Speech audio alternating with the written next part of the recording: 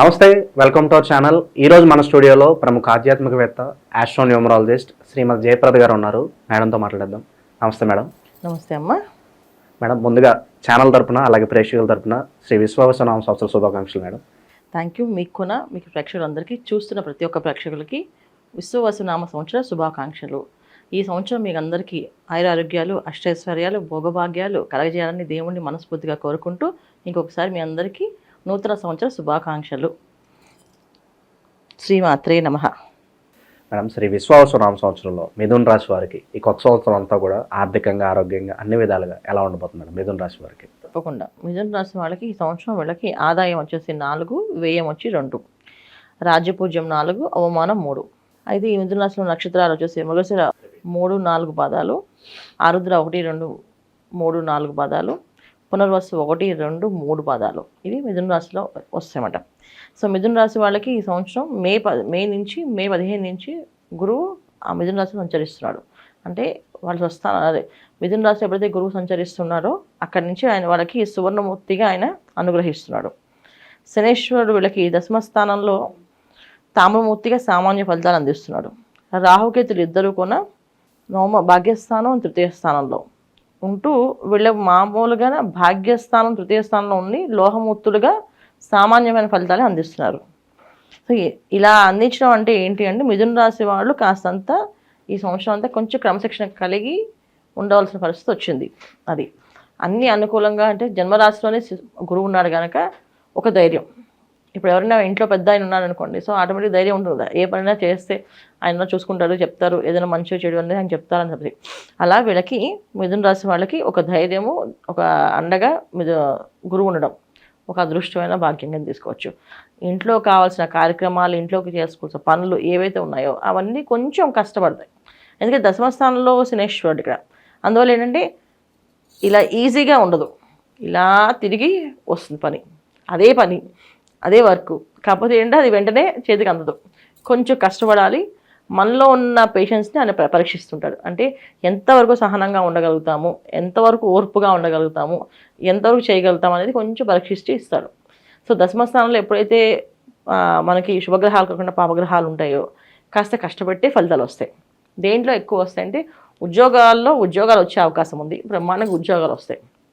అయితే ఉద్యోగంలో బాసులు వెళ్ళి ఎక్కువ వర్క్ చేసి వీళ్ళ మీద ఎక్కువ టార్గెట్ పెడుతుంటారు, వీళ్ళ మీద ఎక్కువ ఫోకస్ చేస్తుంటారు. అందువల్ల వీళ్ళకి కాస్త కష్టంగా అనిపించవచ్చు.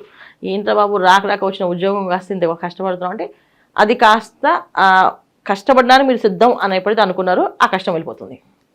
సో నేను కష్టపడలేను, నా వల్ల కావట్లేదు అనుకుని మారుతూ మొదలుపెట్టారు. మీరు ఎంత మారుతుంటే అంత కష్టపడుతూ ఉంటారు, ఎక్కడికి వెళ్ళినా వాళ్ళకి ఉండదు, కంటిన్యూ చేస్తుంటారు. నేను ఈ కష్టానికి సిద్ధం అని అనుకున్నాము, ఆ రోజు నుంచి మనకి వరాలు కురిపిస్తాడు. ఇది దశమస్థానంలో శనేశ్వరుడు ఈ మిథున రాశి వాళ్ళకి. సో వీళ్ళు ఏంటంటే మెంటల్గా ఏమంటే ఫిక్స్ అయిపోవాలి. ఓకే, ఇవాళ చాలామంది అనుకుంటారు ఇవాళ పొద్దున్నే పవర్ కట్ అయిపోతుంది వాళ్ళకి, ఏంటి అర్జెంటుగా వంట చేయాలి, మిక్సీ ఆన్ చేయాలి అనుకోండి, ఇవి అనుకోవచ్చు. ఈ గీజర్ ఆన్ చేసుకోండి, ఏముండదు, కరెంట్గా పర్వాలేదు, నేను చన్నీళ్ళు స్నానం చేస్తాను అని ఫిక్స్ అవ్వండి, ఖచ్చితంగా కరెంట్ వచ్చేస్తుంది. లేదు వేణీళ్ళతో చేయాలనుకున్నావా, అది ఆ రోజంతా వేణీళ్ళు చేసుకునే అవకాశం ఉండదు. అలాగా అంటే ఇది చాలా చిన్న బేసిక్గా చెప్తున్నాం. వాళ్ళుగా ఏ పనైనా వాళ్ళ కార్లో ఎవరైనా తిట్టుకుంటూ కార్ డ్రైవ్ చేస్తాము, ఆ రోజంతా తిట్టడానికి, ఇంకా ఎక్కువ తిట్టుకోవడానికి మనలో ఉన్న మొత్తము ఎంత ఫ్రస్ట్రేషన్ ఉందో అంతా బయట తీసుకొస్తాడు ఆయన. సరే చూద్దాం ఎంత చేస్తా చేయి అని చెప్పేసి అలా అడ్డంకాలు వస్తుంటాయి.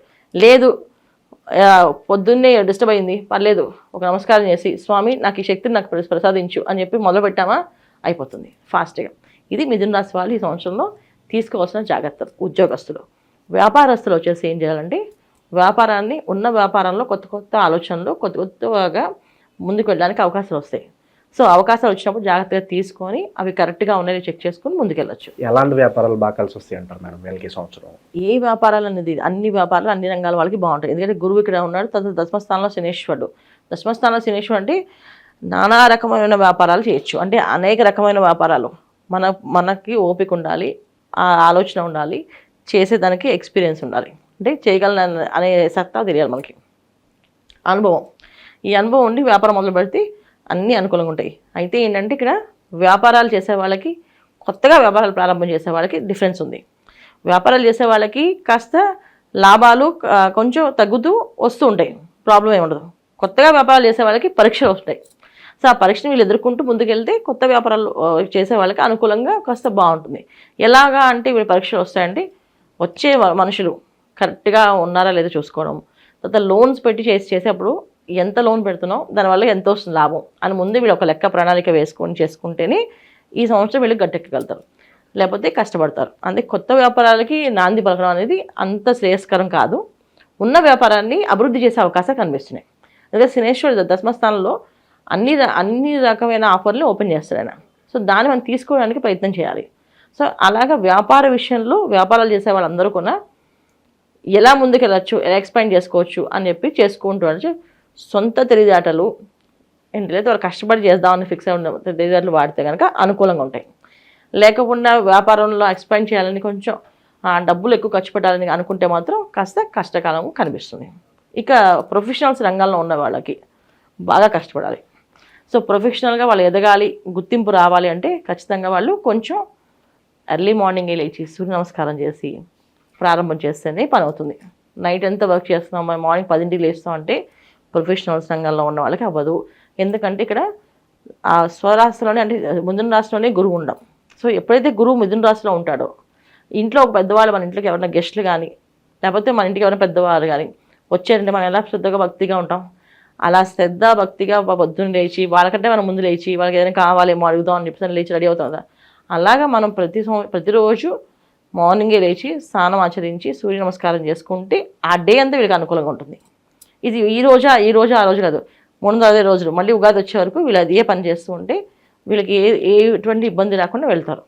లేకపోతే ఇక్కడ కేతు ప్లస్ రాహు వీళ్ళ వల్ల పెద్ద ప్రాబ్లం వస్తుందని కాదు, కానీ కాస్త ఆలోచన విధానం ఏంటంటే ఒక ప్రొఫెషనల్గా వాళ్ళకి మంచిగా సెట్ అవుతుంది. ఒక సినిమా హీరోని తీసుకుందాం, హీరోకి అవకాశం వచ్చింది, వాళ్ళ నాన్నగారికి ఉంటే వాళ్ళలేదు, హాస్పిటల్కి వెళ్ళాలి, ఈయనే ఉండాలి, అక్కడ అన్ని చేసుకోవాలి. అప్పుడు హీరో ఛాన్స్ చేస్తారా, వాళ్ళ నాన్నగారు చేస్తారా? ఇలాంటి సిచ్యువేషన్స్ వస్తాయి ఓన్లీ ప్రొఫెషనల్స్ ఉన్న వాళ్ళకి. అంటే ఎటు తెలుసుకోలేని సిచ్యువేషన్స్ తెప్పిస్తారు. అదే మనం మార్నింగ్ వేసి సూర్య నమస్కారం చేసుకుంటూ ప్రతిరోజు సూర్య నమస్కారం చేసుకుంటూ ఏదో ఒక మంత్రాన్ని చదువుకుంటూ ఉంటే అలాంటి ప్రాబ్లమ్స్ రావు. ఇది మిథున రాశి వాళ్ళు తీసుకోవాల్సిన జాగ్రత్త, ప్రొఫెషనల్స్ వాళ్ళు. శుభకార్యాల పరిస్థితి మేడం ఈ సంవత్సరం అంతా కూడా శుభకార్యాలు చేస్తారా లేకపోతే శుభకార్యాలు పాల్గొంటారా, ఎలా ఉండబోతుంది ఈ సంవత్సరం? వీళ్ళకి గురువు సువర్ణమూర్తిగా ఉన్నారు కనుక శుభకార్యాలన్నీ జరుగుతాయి. శుభకార్యాలు జరిగే అవకాశం ఉంది, జరిపించే అవకాశం ఉంది, వీళ్ళకి జరిగే అవకాశం ఉంది. అంటే వీళ్ళ ఇంట్లో వివాహాలు ప్రయత్నాలు చేస్తే వివాహాలు అయ్యే అవకాశం ఉంది. సంతానం కోసం ఎదురు చూసే వాళ్ళకి సంతాన భాగ్యము, సంతాన యోగం అది కూడా ఇబ్బంది లేదు, బాగుంది. ఇంకా వీళ్ళకి ఏంది బాగుంటుంది, ప్రొఫెషనల్ రంగాల వాళ్ళకి అనుకూలంగానే ఉంది. ముఖ్యంగా స్త్రీలు కొంచెం జాగ్రత్తగా ఉండాలి. స్త్రీల విషయంలో కాస్తంత కోపం వస్తుంది, ఆవేశం వస్తుంది, దాన్ని కాస్త కంట్రోల్ చేసుకోవాలి. కొంతమందికి గట్టిగా మాట్లాడే శక్తి వస్తుంది, అరవడం, ఉన్నట్టుండి అరవడం, గట్టిగా మాట్లాడడం, ఇవన్నీ కానీ కొంచెం కొత్తగా ఈ మధ్యకాలంలో ఈ మిథున రాశిలో మే నుంచి గురువు ఎప్పుడైతే వెళ్తారో జూన్ నుంచి వీళ్ళకి ఆ ప్రాబ్లం స్టార్ట్ అవుతుంది. అలా అరవాలన్నప్పుడు అరవకుండా ఎందుకు అరుస్తాను అని చెప్పి మీరు ఒకసారి ఆలోచించుకుంటే మీకు ఆ ప్రాబ్లం అంటే సాల్వ్ అవుతుంది. ఇదొకటి. రెండోది ఏంటంటే అరవని వాళ్ళకి కాస్త హెల్త్ ప్రాబ్లమ్స్, ఇండైజెషన్ ప్రాబ్లం కానీ, డైజెషన్ ప్రాబ్లం కానీ, హార్మోన్స్ ఇన్బ్యాలెన్స్ కానీ అయ్యే అవకాశం ఉంది.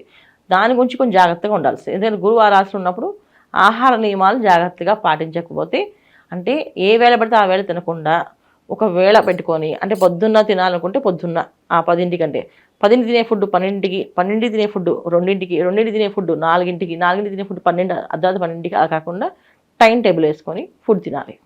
అలా తినగలిగితే ఆరోగ్య సమస్యలు రావు. అయితే అనారోగ్య సమస్య అనేది కాస్త ఆడవాళ్ళకి ఎక్కువగా ఉంది, వీళ్ళు జాగ్రత్తగా ఉండాలి. ఇక విదేశీ ప్రయత్నాలు వీటి సంగతి ఎలా ఉండబోతుంది మేడం? విదేశాల్లో ఉన్న వాళ్ళకి బాగుంది. విదేశీ ప్రయాణం చేసే వాళ్ళకి కాస్త అడ్డంకులు కొంచెం పరీక్షలు వస్తాయి. ఆ పరీక్షలు నెగ్గుకుంటూ ముందుకెళ్ళాలి. ఎందుకంటే ఇప్పుడు విదేశీ ప్రయాణం గురించి మనం మాట్లాడలేము, ఎందుకు చెప్పలేము, ఇక్కడ దశమస్థానంలో శనేశ్వరుడు గోచారంలో ఉన్నారు. సో అందుకని ఏంటంటే వీళ్ళకి పర్సనల్ జాతకంలో శనేశ్వరుడు ఎక్కడున్నారు, వీళ్ళకి ఆ శనేశ్వరుడు వాళ్ళకి ఏమవుతారు అనేది ఖచ్చితంగా చూసుకొని వెళ్ళాలి. విదేశాల్లో ఉన్న వాళ్ళకి మాత్రం బాగానే ఉంది. మిథున రాశి వాళ్ళు ఎవరైతే విదేశాల్లో ఉంటారో ఉద్యోగం ప్రయత్నాలు చేసే వాళ్ళకి ఉద్యోగాలు రావడం, వ్యాపారం అనుకూలత, అక్కడ వివాహ ప్రయత్నాలు చేసే వాళ్ళకి వివాహము, ఇవన్నీ కూడా అవుతున్నాయి. అంటే ఏ ప్లేస్లో ఎవరున్నారో అక్కడ అవుతున్నాయి. ఇక్కడి నుంచి అక్కడికి వెళ్దామని, అక్కడి నుంచి ఇక్కడికి వద్దామని మాత్రం అది కాస్త ఆటంకాలు ఉన్నాయి. సో విదేశాల నుంచి ఇండియాకి వచ్చేద్దాం అనుకునే వాళ్ళకున్నా కాస్త ఆలోచించే రావాలి. సో ఇక్కడ రావడం వల్ల వాళ్ళకి వచ్చే ఆఫర్స్ ఎలా ఉంటాయి ఏంటని అన్ని ఆలోచించి చేసుకోవాలి. అదొక్క ప్రాబ్లం తప్ప మిగతా అన్ని విషయాల్లో అనుకూలంగా ఉంది వాళ్ళకి. మేడం అలాగే ఈ రాశిలో ఏ నక్షత్రాలు ఉంటాయి, మరి ఏ నక్షత్రాల వాళ్ళకి ఎలా ఉండబోతుంది మరి సంవత్సరం? ఈ రాశిలో మృగశిర 2-3 పాదాలు వాళ్ళు, తర్వాత ఆరుద్ర 4 పాదాల వాళ్ళు, పునర్వసు 1-2-3 పాదాల వాళ్ళు. అయితే ఆ మృగశిర వాళ్ళు ఏ పనైనా అనుకుంటే మౌనంగా ఫస్ట్ ఒక ధ్యానాన్ని స్మరణ చేసుకుంటే గణపతి అనుగ్రహం తీసుకోవాలంటే గణపతి పూజ చేయాలి పొద్దున్నే. సో గణపతి పూజ చేసుకోవడం, గణపతికి మంత్రం చదవడం, గం గణపతే నమః అనే మంత్రాన్ని 108 సార్లు చదువుతూ ఉంటే వీళ్ళకి ఆ డే అంతా అనుకూలంగా ఉంటుంది. లేదు మంత్రం చదవలేక పూజ చేస్తుంటే చక్కగా అష్టోత్తరం చేయండి, లేదు షోడశ నామాలతో గణపతికి గరికతో పూజ చేయండి, బెల్లం నైవేద్యం పెట్టండి, అరటిపళ్ళు నైవేద్యం పెట్టండి, దానిమ్మ పండు నైవేద్యం పెట్టండి. ఇలా ఏదో ఒక ఫలాన్ని నైవేద్యం పెట్టాలి, పూజ చేసి వదిలేయకూడదు. నైవేద్యం పెట్టి దండం పెట్టుకుంటే ఈ సంవత్సరం అంతా వీళ్ళకి అనుకూలంగా జరుగుతుంది. అలాగే ఆరుద్ర నక్షత్రం వాళ్ళు ఈ సంవత్సరం అంతా అమ్మవారి ధ్యానం చేసుకోవాలి. ఎక్కువ అమ్మవారిని స్మరణ చేసుకుంటూ అమ్మవారికి ఎక్కువ పూజా పునస్కారం, లక్ష్మీ అష్టోత్తరం కానీ దుర్గా అష్టోత్తరం కానీ ఇది చేసుకుంటూ ఉండాలి. లేదంటే శ్రీ మహాలక్ష్మి నమః అనే మంత్రాన్ని చదువుతూ ఉండాలి. ఇలా చదవడం వల్ల వీళ్ళకి అనుకూలంగా పనిచేస్తుంది. పునర్వసు నక్షత్రం ఉన్న వాళ్ళు ఎవరైతే ఉన్నారో శివాయ గురువే నమః, శివాయ గురువే నమః అనే మంత్రాన్ని ఎక్కువ చేస్తుండాలి. ఇలా చేయడం వల్ల వాళ్ళకి ఆరోగ్య సమస్య వచ్చే అవకాశం ఉంది. పునర్వసు నక్షత్రం వాళ్ళకి అవి రాకుండా బయటపడతారు. సో ఈ మంత్రం చేసుకుంటూ ఉండాలి. ఇలా చేస్తే వీళ్ళకి ఈ సంవత్సరం అంతా అన్ని మ్యాజిక్స్ లైఫ్లో జరుగుతుంది. ఇంకా మెరుగైన ఫలితాలు పొందడానికి విశేషంగా ఇంకేదన్నా పరిహారాలు చేసుకుంటే బాగుంటుందంటారా సంవత్సరం అంతా కూడా? ఈ సంవత్సరం అంతా రుద్రాభిషేకం చేయించుకోవడం, తర్వాత చక్కగా చండీ హోమాలను చేయించుకోవడము, అదే శనేశ్వర దశమస్థానంలో కూడా చండీ హోమాలకి ఎక్కడైనా చండీ హోమాలు చేస్తుంటే వెళ్ళి కూర్చొని టికెట్లు తీసుకోవడం, చేయించుకోవడం, అవకాశం ఉంటే వాళ్ళ ఇంట్లో చేయించుకోవడము. లేని వాళ్ళు అమ్మవారి ఆలయానికి వెళ్ళి ప్రదక్షిణాలు చేస్తే అమ్మవారి దండం పెట్టుకోవడం. ప్రతి పౌర్ణమికి ఏదో ఒక గుడిలో దుర్గమ్మవారి గుడిలో చండీ హోమాలు జరుగుతుంటాయి. ప్రతి పౌర్ణమికి ఆ అమ్మవారి గుడికి వెళ్ళి అక్కడ చండీ హోమం చేయించుకోవడం. స్తోమత లేని వాళ్ళకి, స్తోమత ఉన్నవాళ్ళు ఇంట్లో చేయించండి ఒకసారి, మీకు అన్నీ అనుకూలంగా ప్రతిదీ బ్రహ్మాండంగా జరుగుతుంది. మిథున రాశి వారందరికీ కూడా ఈ విశ్వావసు నామ సంవత్సరం ఎలా ఉండబోతుందో మీ మాటలు అద్భుతంగా వివరించారు మేడం. ధన్యవాదాలు. నమస్తే అమ్మ. శ్రీమాత్రే నమః.